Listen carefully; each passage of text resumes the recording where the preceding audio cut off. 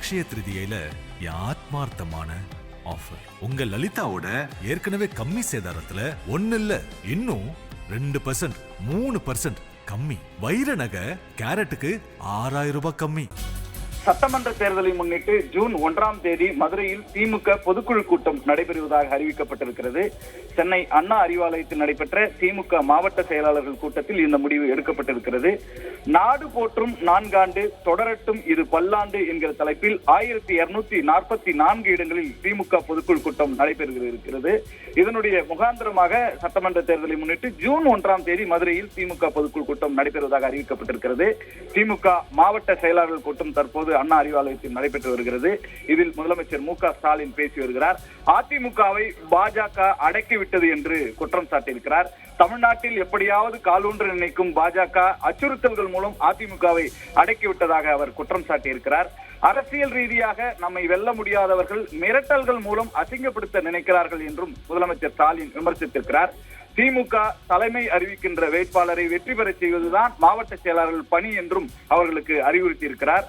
சொந்த ஊருக்கு செல்வது அல்லது மற்ற விவகாரங்களில் தலையிடுவது என்று இல்லாமல் கட்சி பணிகளுக்கு முக்கியத்துவம் கொடுக்க வேண்டும் என்றும் திமுக தலைமை அறிவிக்கின்ற வேட்பாளரை வெற்றி பெற செய்வதுதான் மாவட்ட செயலாளர்களின் பணி என்றும் முதலமைச்சர் மு.க.ஸ்டாலின் அறிவுறுத்தியிருக்கிறார்.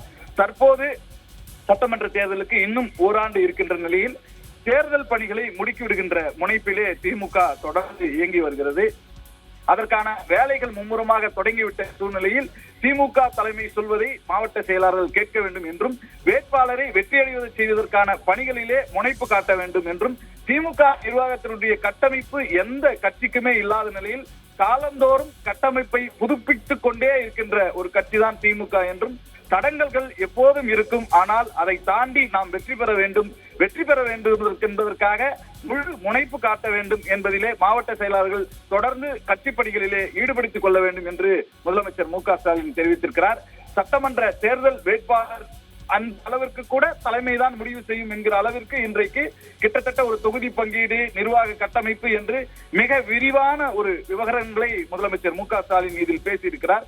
இதனுடைய அடிப்படையில் முக்கியமான முடிவு திமுக மாவட்ட செயலாளர் கூட்டத்தில் எடுக்கப்பட்டிருக்கிறது. சட்டமன்ற தேர்தலை முன்னிட்டு திமுக ஆட்சியினுடைய சாதனைகளை சொல்லுகிற விதமாக நாடு போற்றும் 4 ஆண்டு தொடரட்டும் இது பல்லாண்டு என்ற தலைப்பிலே 1244 இடங்களிலே திமுக பொதுக்குழு கூட்டம் நடைபெற இருக்கிறது. இந்த முடிவு முக்கியமாக எடுக்கப்பட்டிருக்கிறது. தேர்தலை முன்னிட்டு மதுரையை மையமாக கொண்டு ஜூன் 1ஆம் தேதி மதுரையிலே திமுக பொதுக்குழு கூட்டம் நடைபெறுவதாக அறிவிக்கப்பட்டிருக்கிறது. திறமை வாய்ந்தவருக்கே போட்டியிட வாய்ப்பு வழங்கப்படும் என்றும் முதலமைச்சர் மு.க.ஸ்டாலின் இதில் தெரிவித்திருக்கிறார். பாஜக கூட்டணியை ஏற்றுக்கொள்ளாவிட்டால் சொந்த கட்சி தலைமைக்கே சிக்கல் வரும் என்றுதான் இபிஎஸ் பயப்படுகிறார் என்றும் அதிமுகவையும் அவர் விமர்சித்திருக்கிறார். அதிமுகவை அடக்கியாள நினைக்கிறது பாஜக என்று பாஜகவையும் அவர் விமர்சித்து பேசியிருக்கிறார். இதை தாண்டி கட்சியினுடைய கட்டமைப்பு குறித்து மிகுந்த புகழாரம் சூட்டியதோடு மட்டுமல்லாமல் எல்லா நேரங்களிலும் எல்லா தருணங்களிலும் கட்சியினுடைய கட்டமைப்பு யாருக்குமே இருக்காது, அந்த அளவிற்கு நிர்வாக கட்டமைப்பு கொண்ட கட்சியாக திமுக இருக்கிறது என்பதையும் தெரிவித்திருக்கிறார். இதனை அடுத்து மாவட்ட செயலாளருக்கு தொடர்ந்து பல்வேறு அறிவுறுத்தல்களை வழங்கியிருக்கிறார். திமுக ஆட்சியினுடைய சாதனை திட்டங்களையும் மக்களிடம் கொண்டு போய் சேர்க்க வேண்டும், அதற்காகத்தான் இந்த பொதுக்குழு கூட்டம் என்றும் அந்த பொதுக்குழு கூட்டம் என்பது 1244 இடங்களில் நடத்த வேண்டும் என்பதையும் முதலமைச்சர் மு.க.ஸ்டாலின் இதில் அறிவித்திருக்கிறார். இந்த அறிவிப்பு என்பதும் பொதுக்குழு கூட்டம் என்பதும் நிர்வாக கட்டமைப்பு என்பதும் மிக முக்கியமானதாக தற்போது பார்க்கப்படுகிறது.